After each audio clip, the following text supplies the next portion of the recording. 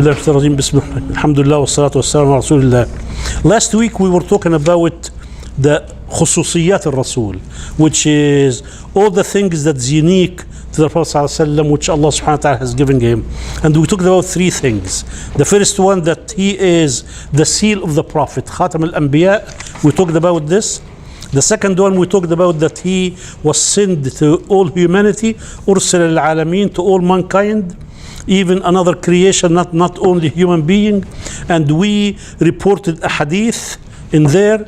And the third one, we talked about his nation is the largest nation on the Day of Judgment.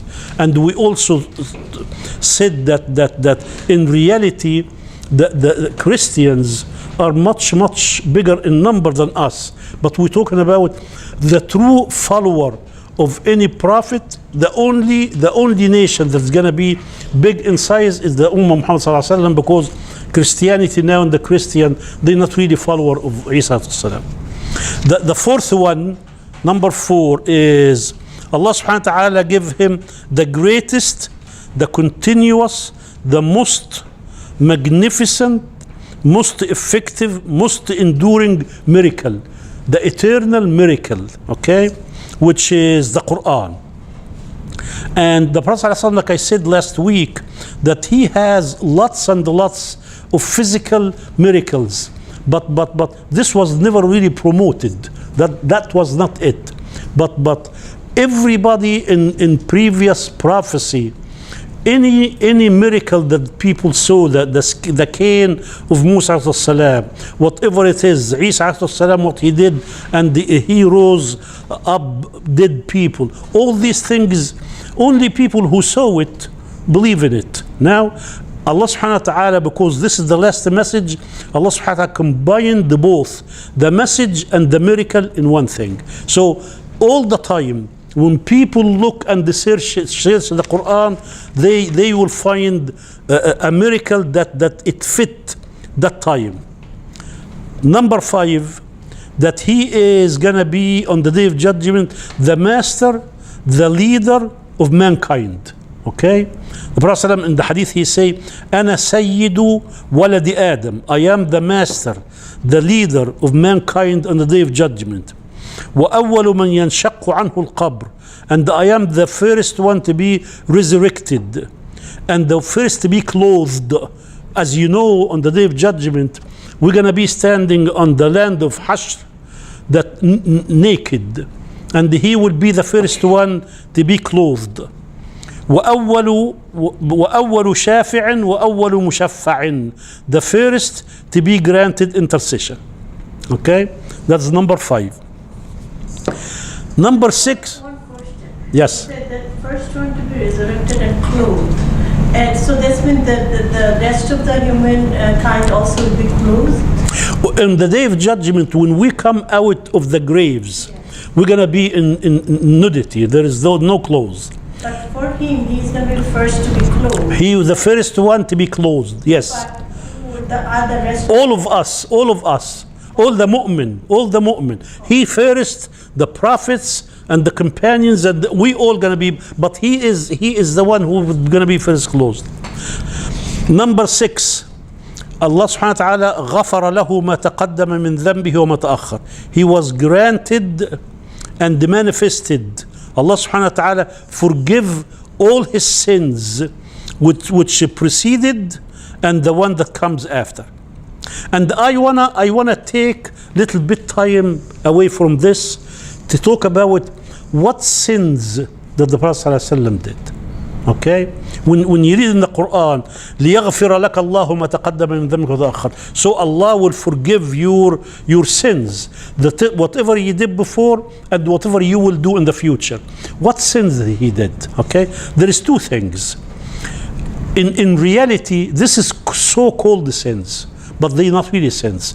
The first type is that we need to understand that no matter, regardless how hard, how sincere we worship Allah subhanahu wa ta'ala, we not giving Allah subhanahu wa ta'ala his due ranking and respect. Allah subhanahu wa ta'ala deserves a lot more than that. So he is the highest, the best worshipper ever, but it's still, with all he did, as if he did not worship Allah subhanahu wa ta'ala at the level Allah subhanahu wa ta'ala deserve. And this is not really a sin, but this is how Allah subhanahu wa ta'ala look at it. And the second sin is what we call ijtihad. Everybody understand what the word ijtihad means? Okay?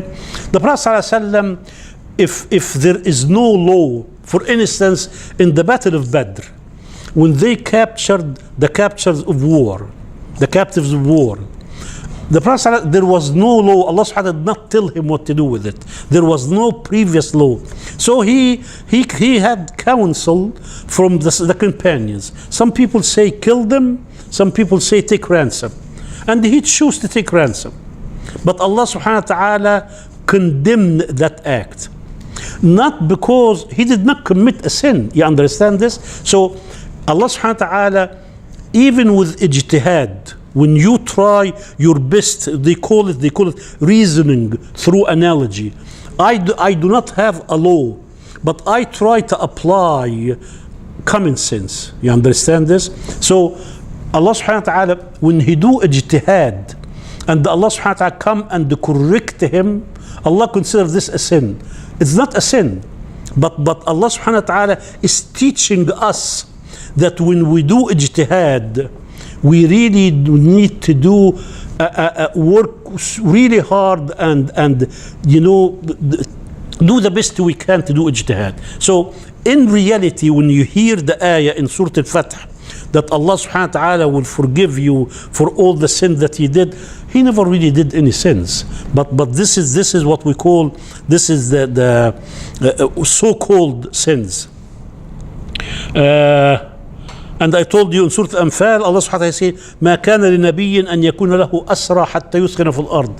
It's not a proper for a prophet to take captives of war until you really strengthen your stand on the land. So Allah subhanahu wa ta'ala did not approve that he take prisoners of wars. Okay? But he did not do anything because Allah subhanahu wa ta'ala did not really give him any law before that. Number 7, Allah subhanahu wa ta'ala will give him the largest pool of water on the day of judgment. Every mu'min will take a drink from the hands of the Prophet sallallahu alaihi wasallam. Okay? Everybody will take a drink. And the ulama say that water is colder than ice, it's whiter than milk, and is sweeter than honey.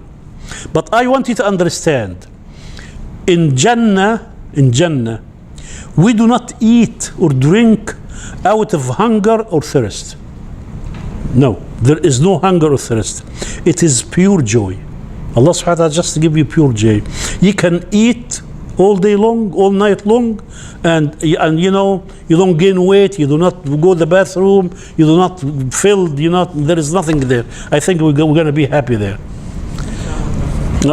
People like me who love to eat. Okay, so but the most important thing is that we do not eat or drink out of need. It is only joy, pure joy from Allah subhanahu wa ta'ala. Number 8, he is the first one that he stand up, because people on the day of judgment, they just because the length of the day, they ask Allah subhanahu wa ta'ala to start the judgment regardless. So they go to Adam, he say, I cannot do that. They go to Ibrahim, and until it goes to Muhammad sallallahu alaihi wasallam, and he say, Ana laha. Ana laha means, yes, I can do that. And he goes to Allah subhanahu wa ta'ala and makes sujood under the throne and ask Allah subhanahu wa ta'ala to start the judgment. Okay? So he is the first one to intercede on the day of judgment.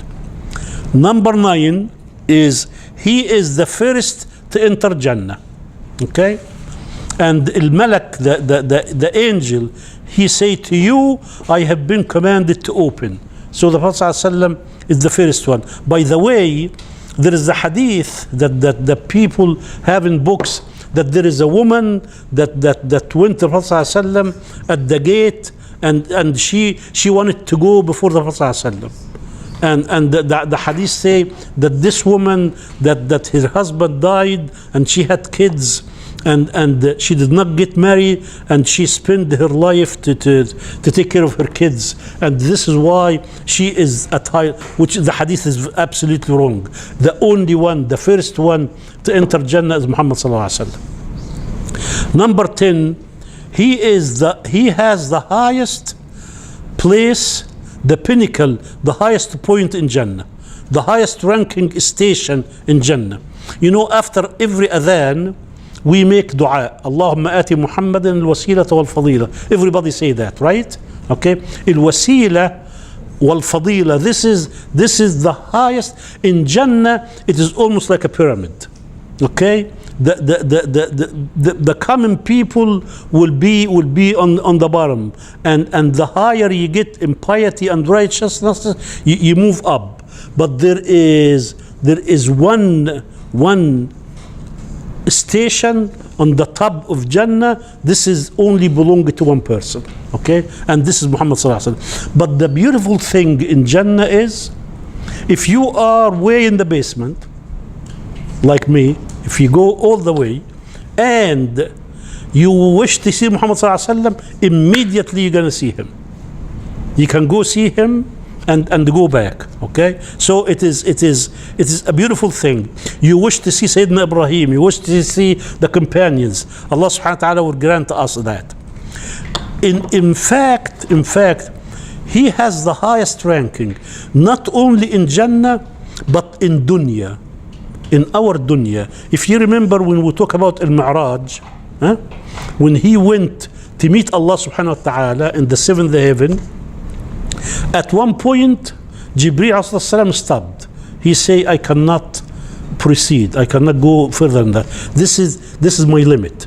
And the Prophet ﷺ was ordered to go beyond that. So even in Jannah, in dunya, Allah subhanahu wa ta'ala gave him the highest ranking thing. Number 11, this is very important for us. And people who can write Arabic is called Utiya Majami' al-Kalim. Majami' al-Kalim, which means the most unique speech. Allah subhanahu wa ta'ala, he was illiterate, but when Allah subhanahu wa ta'ala granted him the most eloquent, the most articulate speech, telling straight to the point, very few words, but lots of meaning and lessons and wisdom that can be drawn from that.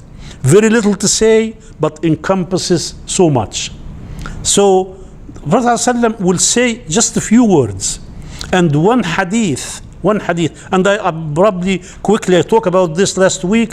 The ulama, there is a hadith had 4 words. Somebody told him, Ya Rasulullah, tell me something I do not ask anybody after you. He said 4 words.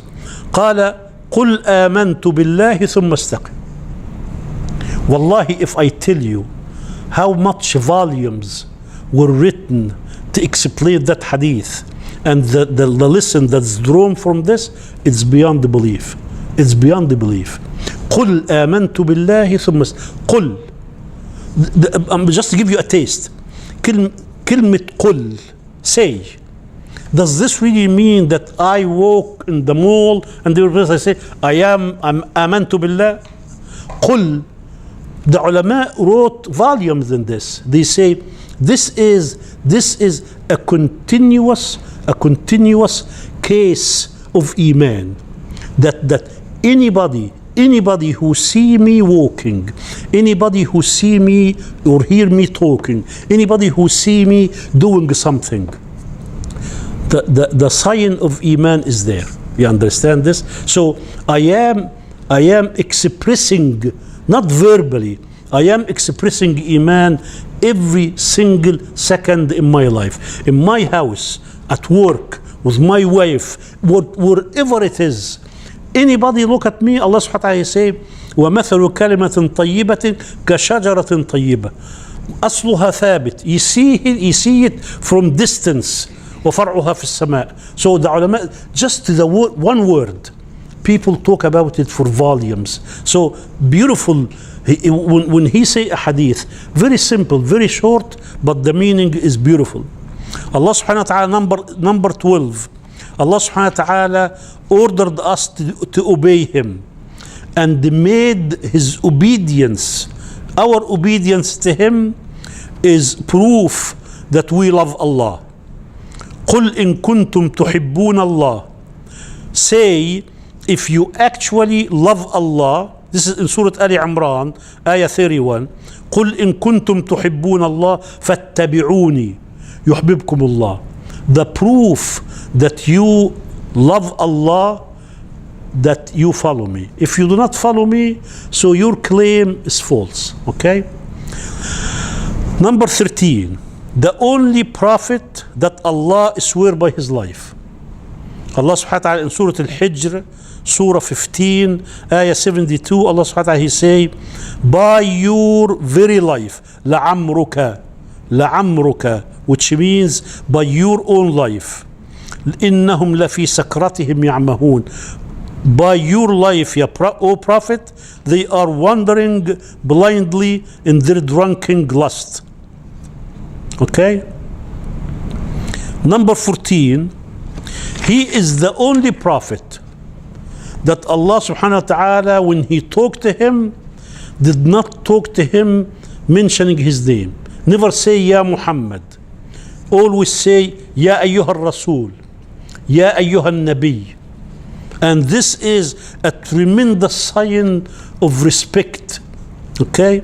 So Allah subhanahu wa ta'ala in the Quran, throughout the Quran, you always say Ya Ayyuha Nabi, Ya Ayyuha Rasul, Ya Ayyuha Muzammil, Ya Ayyuha Muddathir. Never say Ya Muhammad. But when He talk about him, He can mention his name. ما كان محمد أبا أحد من رجالكم. When He talk to him directly, never say Ya Muhammad. He call him by his ranking, by his title. Ya Ayyuha Nabi, Ya Rasul. But when Allah subhanahu wa ta'ala, he talked to us about him, He say وما محمد إلا رسول أو ما كان محمد أبا أحد من رجالكم. Tremendous respect from Allah subhanahu wa ta'ala to Muhammad sallallahu alaihi wasallam. Now, there is a hadith. Now, this is the khasa'is al-Rasul that we done with this. We're going to talk about the physical characteristic of Muhammad sallallahu alaihi wasallam. How did he look? Why do we talk about this? Because there is a hadith in Al-Bukhari. The Prophet sallallahu alaihi wasallam, he say, "Man ra'ani fil manam." If you see me in your dream, فقد رآني فإن الشيطان لا يتمثل بي. If you see me in your dream, you actually saw me, because the shaitan cannot come in my image. Is this understood? No. But people misunderstand that. You can see the Prophet ﷺ in the dream, but that's not the Prophet. The shaitan can come to you. He cannot come in the image of Muhammad ﷺ. He can come in any image, but he can whisper to you that I am Muhammad. That's why the companions, if somebody goes to them, never saw the Prophet, and they say, I saw the Prophet in my dream, they ask him, describe him to us. You understand? You sure? Yeah. Okay. Because the shaitan cannot come in his image, but he can come in different image, but play with your head that you are talking to the Prophet ﷺ, and you're not. So it's very important for us to understand how he look. Okay? Now, Sayyidina Jabir, he described the Prophet. He say, I was walking in Medina and the moon was beautiful and shining. Then I saw the Prophet in his garment, kept looking at him and the moon. I swear by Allah, the Prophet was a lot more beautiful, more radiant than the full moon. I wanna stress one fact here, and this is very important for us to understand. When we talk about physical beauty, with the Prophet ﷺ, he was physically beautiful, but the real beauty was coming from inside. When people look at him, they see the inside beauty. So when you see the inside beauty with the outside, it is out of this world. And I want to give you one example. Abdullah ibn Salam is a rabbi, is a Jew scholar, and he was a true Jew, and he understand the Old Testament, he understand the Torah, and he knew that it is time for prophecy, and he was expecting. So he was in Medina, and he report. I'm going to give you to what he say. He say when Muhammad ﷺ came to Medina, when people went outside to greet him, he was sitting under a tree, and Abu Bakr was sitting with him. And Abu Bakr, nobody knows who Muhammad ﷺ is. So Sayyidina Abu Bakr, he realized the people confused. So he stood up and start waving the air with Prophet ﷺ and cover him. So he just want everybody to know who's Muhammad and who is not Muhammad. Abdullah ibn Salam, he say, when Muhammad ﷺ came to Medina, I went with the people of Medina to see him, and I looked at his face. This really explain to you where the beauty of Muhammad ﷺ is coming from. He say, I looked at his face. Wallahi, it is not a face of a liar. Inner and the outer beauty showed clear in his face. I accepted Islam by looking at his face before he invited me. Is this understood? Okay. Now, Sayyidina Ali described him, and this is one of the most comprehensive description. He say he did not have fleshy face, nor it was completely round. Rather, it was an oval structure. Okay? His eyes were large, with very black pupil, large white area, with long fine eyelashes, most perfect eyelashes, and handsome eyes I never seen in my life. He had a broad shoulder, his jaws fully formed, no deformity or abnormality. Did not have hair above his chest, only a very fine line of hair in the middle of his chest to his navel. When he walks, he walks briskly, with energy, no weakness or fatigue. When he turned to greet someone, he would turn all his body, not only his head.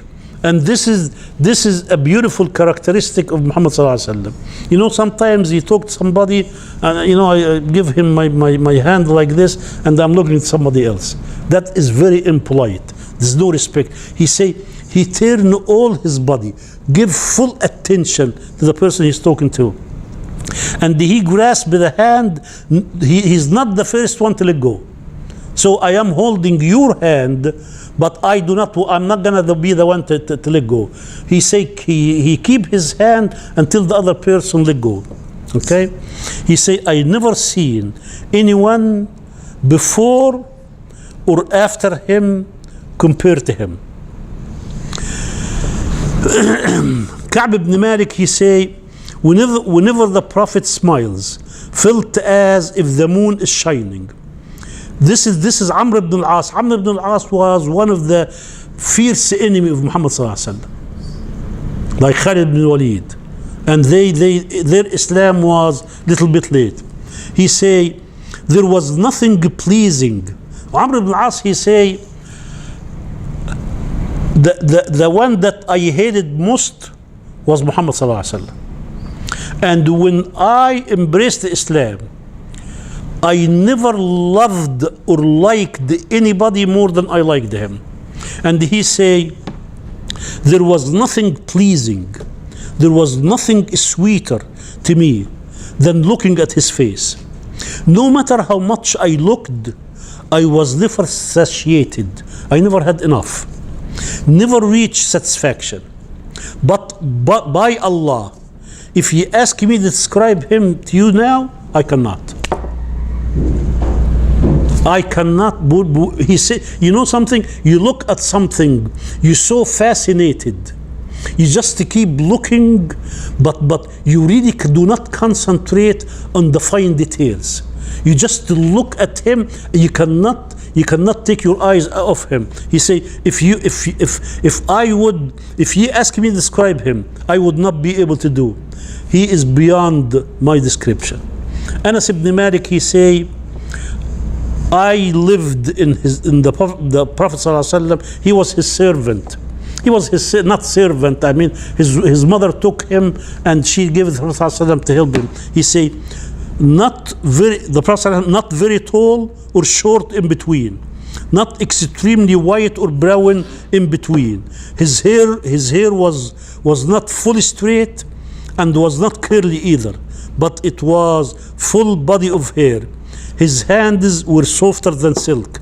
Al-Bara ibn Azib, he say, slightly curly hair, medium high, broad shoulder, hair very thick, reaching to his earlobes and fall beneath his shoulder.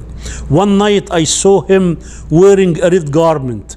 I swear by Allah, I never seen any beautiful image more than that. One of the companions is called the Lubaba.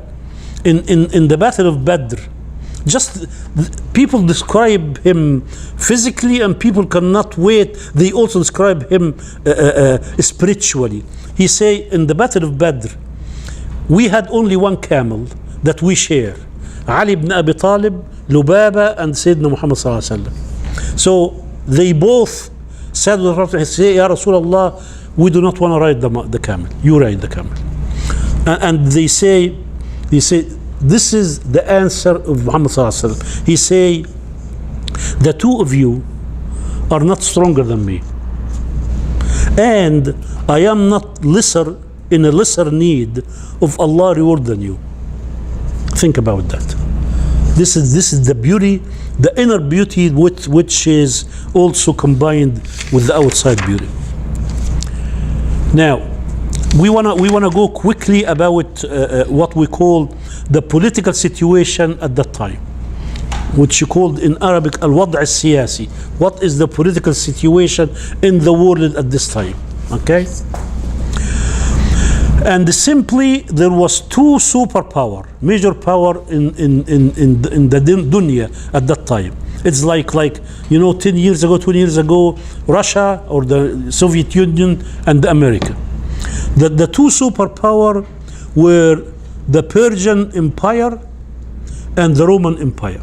Okay, these are the two major political empires, superpower. There was the Roman Empire. When we talk about the Roman Empire, we're not talking about the Western Roman Empire. We're not talking about Rome. We talk about Rome occupied what we call Bilad al-Sham. Okay, Masr, Egypt and the Syria and the Iraq and stuff like this. Okay, so the Eastern Empire, which is the Roman Empire, the Eastern Roman Empire, that Turkey, which has Turkey, a piece of Palestine and Egypt. Okay, and the Roman, the Persian Empire, which is today Iran and Iraq. These were the two superpowers. And if you take, for instance, the Eastern Roman Empire, this was the philosophy, colonialism. This was their mentality. They just want to occupy. They want to take the natural resources of people. They want to overpower people. That's the mentality. But also, they lived a very, very lavish life, but there was absolutely no principles or no manners. Okay, this was the lowest of the lowest. No principles at all. Worse than them was the Persian Empire. Okay, in fact, their philosophy: man can marry his mother, and marry his daughter, and marry his sister. At the end, they decided that the natural resource, women like natural resources, okay? It is open for everybody. It's like water and sun, stuff like this, absolutely. And also over and above.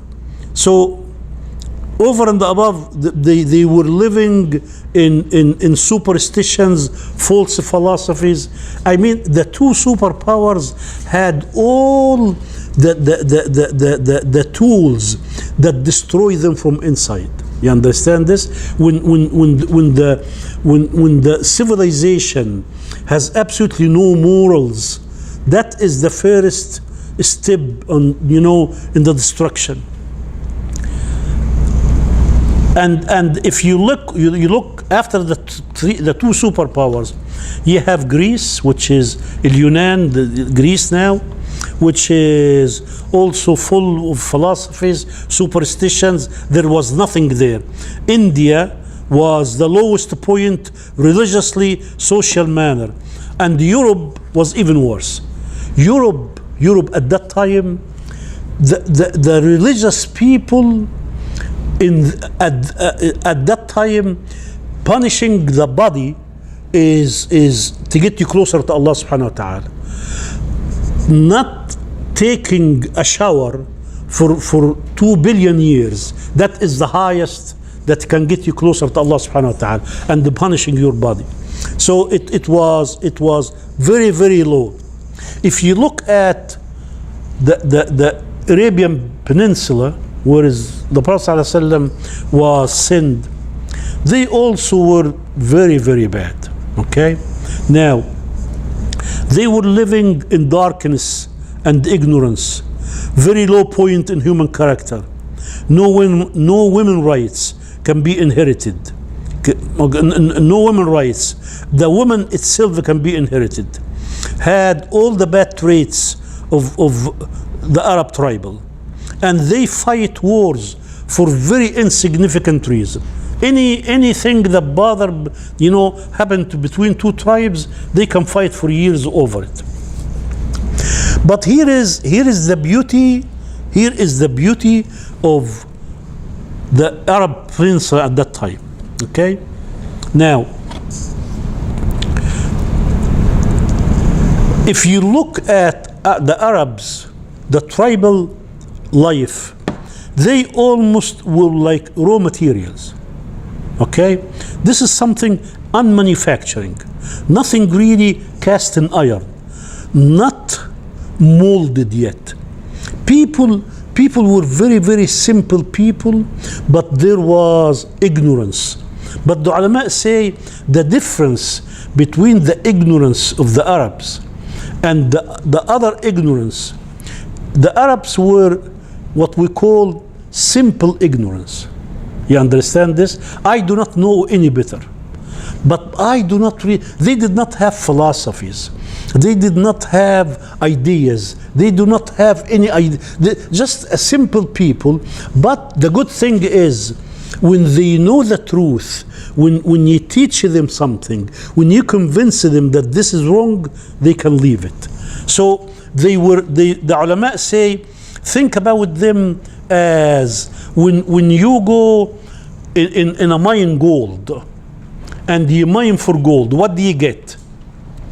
You get very small pieces of gold, but it's all around it is rocks and sand and all kinds of impurities. This is what they are. Okay, the reality was good. The reality was good because it's not contaminated with philosophies and superstitions and all these things. But they have what we call a very simple ignorance. When you take a mix that has the gold and the other stuff, it's very, very easy to sift them and get the gold, the pure gold, and the other one. So they also, no one conquered Arabia. Arabia, there was absolutely no reason for anybody to go there. Conquer what? You conquer the desert, what do you do with the desert? There is nothing there. Okay? So, and the people who was never really occupied, they have a tremendous pride, because occupation, that bring people's morals way down. Okay? So they were never conquered. They were left untouched, so they were always left alone. They were also, there was nothing there on the surface that attract anybody to go take them over. And also, one of the beauty of this, it was a desert, tribal society. Very few lived in cities, but also they lived a very rough life. You understand? I'm going to give you one example. These people lived in the desert, and the life was very rough. Girls used to get married at age of 8 and 7 and 9, and that was a normal thing, because from very early stage they carry responsibility, because men goes to fight, goes to hunt and stuff like this, and lots of people do not come back. You understand this? So, you know, nowadays we have our girls in college and they have their breakfast in bed. Okay, you go serve them. No, there is nothing there like this. A girl which is like 7 years old, she woke up before Fajr and she make bread, everything. So the life was very different. So when they lived that life, when Iman came to their heart, they were willing to sacrifice. They can carry that better than anybody else. Okay?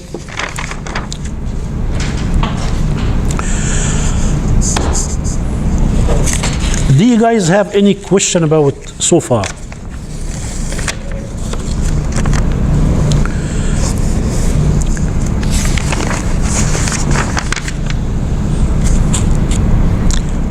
The last thing I'm going to talk about today about the Seerah is what was the religion of the world at that time. If you look at Judaism, and I want you to understand this because this is something people do not understand.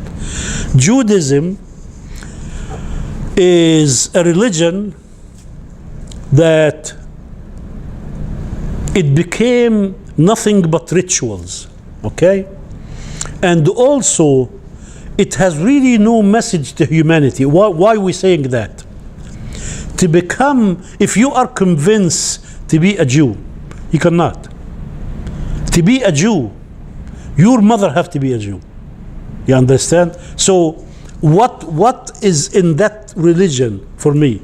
If I am convinced that this is a religion, and I wanna follow that religion, I cannot. So Judaism is obsolete. I mean, this is something. This is a private club. You cannot enter there. So Judaism was absolutely nothing. Christianity, it was a mix of paganism and what Isa said. Allah subhanahu wa ta'ala disappeared, and at the end of the day, you know, paganism and idol worshipping and all this. If you go to any church now, it's loaded with idols, this and this and this, and the oneness of Allah subhanahu wa ta'ala, tawheed, absolutely disappear. What we call al-majus, these people who worship the fire and the sun, and the Buddhism is in India, and the only place that had some resemblance of Deen of the Ibrahim is the Jazira al-Arabiya. So Arabs originally believe in Allah subhanahu wa ta'ala because they are the descendants of Ibrahim and Ismail alayhi salam. Okay, so they inherited monotheism, at-tawheed.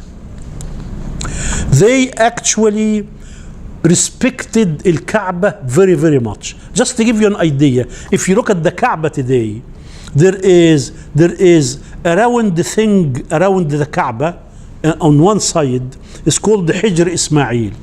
When they rebuilt the Kaaba, they decided that the money that they put has to be totally pure and halal, but they did not have enough money. So they build a smaller Kaaba. And if you go to the Kaaba now, you see there is like a half a round, in one side. This is actually the actual size of Kaaba. So they respect the Kaaba, and they had some resemblance of the deen of Ibrahim alayhi salam. And to the point that they have tremendous respect. If I meet the person who killed my father in Kaaba, I cannot touch him. So they had respect them. Now, the idol worship started by a guy called Amr ibn Luhay. Okay? Amr ibn Luhay was a leader of a tribe. And he was very respected, and he was very generous, and the people loved him, and they really thought that he is a religious leader. Amr ibn Luhay, he went to Syria, where they used to worship idols, and he found the people, the actual people, tall, healthy, powerful, but he saw them worshiping idols. And he asked them, and they say, these are our gods, and we worship them, and if we need anything, we go and ask them. So Amr ibn Luhay, he liked the idea. So he brought with him to Mecca the biggest one, which is Hubal. Hubal, this is the biggest idol, and he put it in Kaaba. And the people, he was the leader, and he told them, and the people in Mecca start worshiping him. So if all the tribes, follow suit, because Mecca was the leader of Arabia, and whatever Mecca does, everybody else does. Okay? Now, I just wanna say one thing here, and this is very important when we study the Seerah. When idol worshipping started, actually, when this started, that there was a good righteous people in the society before Nuh alayhi salam. And these people, when they died, the shaitan, this is how the shaitan come to us. The shaitan came to them and say, something, on their graves, just to put something there so people can remember them. Put a picture or something like this. And then he came to them. Everybody was worshiping Allah now. He say, we do not want people to forget them. So put an idol in there so people would not forget these good people. Now, when the first generation that did that, when they died, the second generation, third generation, started looking at these idols not as something to remind them with the good people. They became actually something that they worship. And this is very important for us to understand, that deviating from our deen does not happen overnight. It become very simple. You and I do things which we do not think much about it, because I know I am a mu'min, alhamdulillah, there is nothing wrong with me. So we do things, but at the end, you see, our deen has nothing to do with the real deen. Okay, so it happened very gradually. So when it happened to us. No, if you're not careful, these people come say, هذا ما وجدنا عليه آباءنا. Okay, because people do not know the truth. People do not know the real story. So when we deviate, when we mix our culture with our deen, we end up with people who worship idols. Now, I'm gonna stop here, inshallah, and we're gonna talk, inshallah, next week about the ethics of the whole world at that time, inshallah. And then we're gonna start with Surah Nuh.